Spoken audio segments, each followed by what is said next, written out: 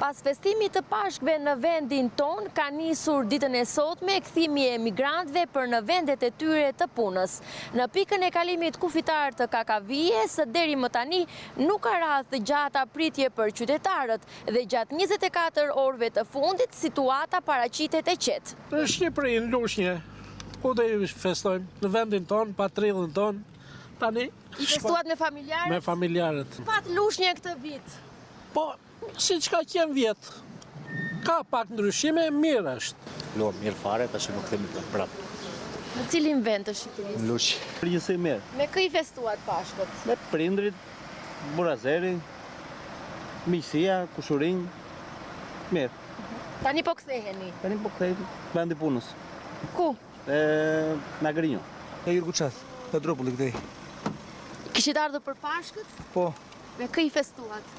Familjen.